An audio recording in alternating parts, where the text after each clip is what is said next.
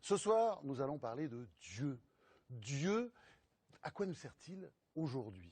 Eh bien, on va en parler avec deux grands philosophes. Notre grand philosophe national, Michel Onfray, et puis un grand philosophe international, Tarek Ramadan, parce qu'entre le Japon, la Malaisie, etc., enfin, il enseigne un peu partout. Les dates, Michel Onfray, pensionnaire des grandes questions, hein, parce qu'on vous invite souvent et on n'est jamais déçu.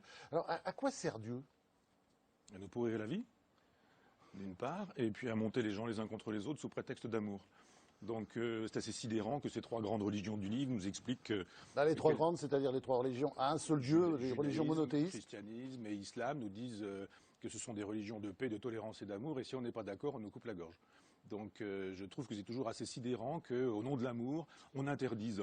On interdise aux homosexuels de se marier, on interdise aux homosexuels d'exister, on interdise aux homosexuels... On interdise aussi aux curés de se marier. De faire famille, on interdit aux curés de se marier, les curés qui sont homosexuels sont contre l'homosexualité, prêchent abondamment, on a un cardinal français homosexuel qui dit qu'il est contre l'homosexualité, j'ai vu l'autre jour sur un plateau un curé qui râlait contre les homosexuels, on m'a appris après qu'il était homosexuel. Enfin, cette espèce de grand délire où l'islam nous dit religion de paix, de tolérance et d'amour, et le premier qui dit mais c'est pas vrai, ça se passe pas comme ça dans le Coran, les hadiths du prophète montrent que ça se passe pas comme ça, la sira c'est la même chose, et on nous dit ah bon vous pensez des choses comme ça, et d'un seul coup vous avez des menaces de mort, moi j'en ai en permanence, pour simplement dire ce qu'il y a dans le Coran, pour simplement dire ce qu'a été la vie du prophète. Donc on a le droit d'être chrétien, moi-même je vais vous faire un scoop, je vais vous donner un scoop, c'est que j'ai pensé un temps être moine. Sauf que j'ai pas la foi, c'est problématique quand même un peu. Donc, oui, ce temps, je vous ai vu un jour dans une église, c'est un peu indiscret comme ça, mais, oui, mais je trouvais que vous étiez respectueux, quoi. Ben, je le suis, bien sûr. Il y a que monsieur le curé pour dire que je suis insultant, que je suis, etc., dans son livre, parce que je suis respectueux. Moi, je trouve que... Si enfin, le traité de la théologie, là, votre grand livre contre les religions, c'est un livre qui, quand même, était très violent. Ben c'est quoi être violent? C'est-à-dire, j'ai vu ce que monsieur le curé raconte de ce que je dirais de mon livre, il prélève un truc en me faisant dire des choses que je n'ai jamais dites. Quand je dis simplement que Hitler dit du bien de Jésus et du Jésus chassant les marchands du temple, c'est tout de même pas moi qui invente ça. Alors il peut faire de moi un philosophe médiatique, il est sur un plateau de télé le curé médiatique, mais je veux bien qu'on m'insulte, mais pourquoi... C'est Mathieu Rouget, hein, oui, pourquoi on m'insulte personnellement alors qu'on prétend qu'on est là pour l'amour? Et pourquoi est-ce que plutôt que de dire, oui, effectivement, dans Mein Kampf, il y a cette phrase, Hitler dit du bien de Jésus, il y avait sur les ceintures des soldats nazis, Gott mit uns, Dieu avec nous. Hitler n'a jamais été athée, jamais, jamais.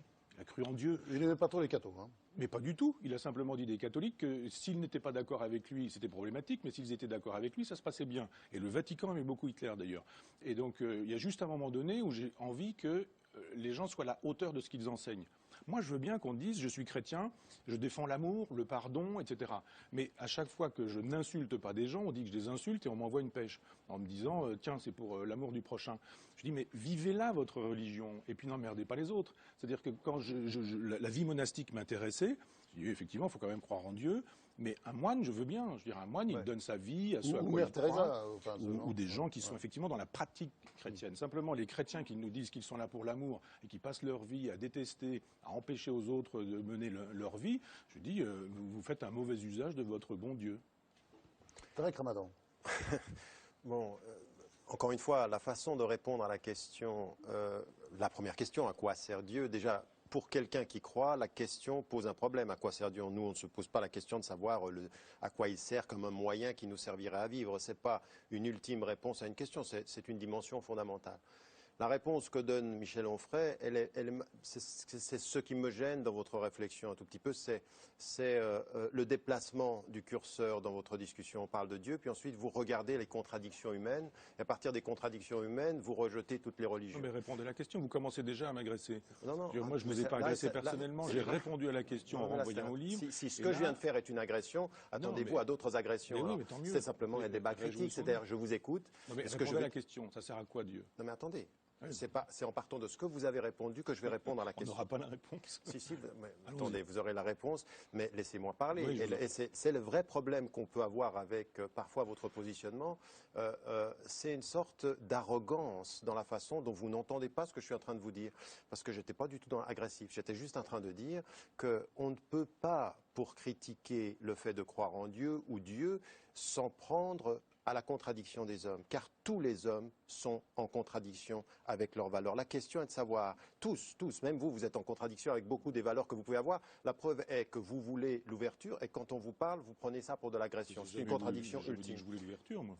Si, vous voulez le débat ouvert, c'est ce que vous êtes en train de dire. Non, vous voulez le débat fermé. Bon, ça va. Vous voulez le débat que vous voulez. Moi, ce qui m'intéresse par rapport à ce que vous êtes en train de dire, c'est que par rapport à ceci, la vraie question par rapport à Dieu, c'est effectivement de comprendre ce que disent ceux qui sont dans une aspiration vers le divin. Et ça a trois dimensions. La première, c'est pas simplement une réponse que l'on donne au sens de la vie, comme il a été dit dans le petit passage là, où finalement ça nous permettrait de mieux vivre notre mort, ou nous donnerait une réponse. Non, c'est beaucoup plus profond que ça.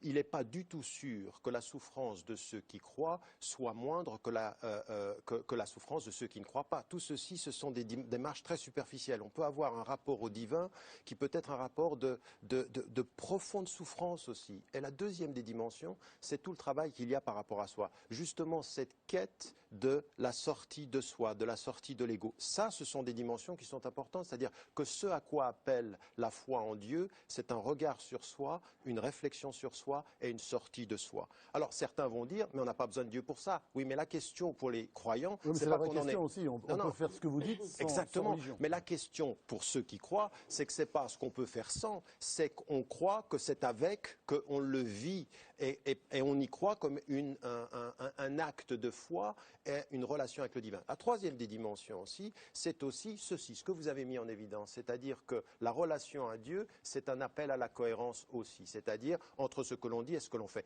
Et moi, je suis d'accord avec vous. L'attitude réelle du croyant ou de la croyante ou de ceux qui disent croire en Dieu, ça n'est jamais au nom de Dieu de monopoliser la vérité et de ne pas considérer les actes, mais c'est de revenir aux actes et de chercher avec humilité le sens de la cohérence. C'est ça aussi, cette relation à Dieu. Et c'est pour ça que c'est ce que je voulais dire dans mon propos tout à l'heure, c'est que le passage direct en disant Dieu est là pour emmerder le monde et regarder ce que disent ceux qui croient en Dieu, je dis c'est trop généralisant et trop dogmatique. Il y a tellement de gens qui, avec leur foi, ont fait du bien que rien que pour eux, il faudrait suspendre le jugement que vous avez eu et qui a généralisé les choses. C'est ce que je voulais dire. Est-ce que vous avez envie de suspendre votre jugement alors? Non, sûrement pas. Non. Non, mais on s'en sort toujours en expliquant que la religion, c'est pas ça, que Dieu, ça n'a rien à voir. Je n'ai pas dit ça. C'est pas ce que je viens de dire. Tout le monde aura entendu. C'est-à-dire, on prélève ce qui nous intéresse, et puis ce qui ne nous intéresse pas, on le laisse de côté. La cohérence, oui, mais la cohérence avec un texte incohérent, comment vous faites? Non, mais le texte est incohérent. Les trois textes sont totalement incohérents. Il y a dans le Coran. Comment pouvez-vous, avec une arrogance rationnelle, dire c'est incohérent?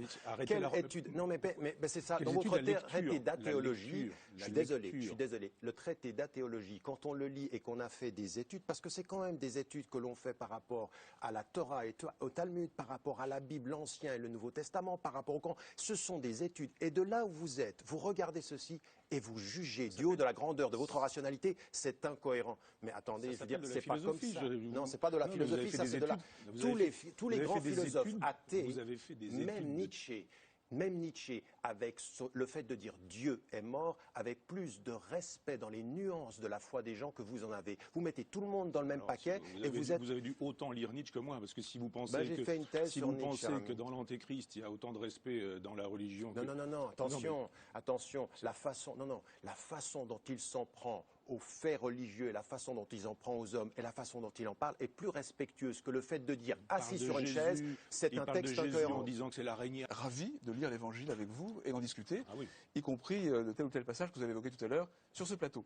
Maintenant, ma réponse à la question, en reprenant ce que vous avez dit Dieu sert à pourrir la vie. Pour moi, Dieu sert à transformer, à illuminer la vie. Et dans le Christ, dans Jésus, il y a une lumière absolument extraordinaire. Et aussi à rassembler, à unir les hommes et à pousser à se mettre à leur service. Alors, j'ai bien conscience qu'il peut y avoir toutes sortes de caricatures dans l'histoire.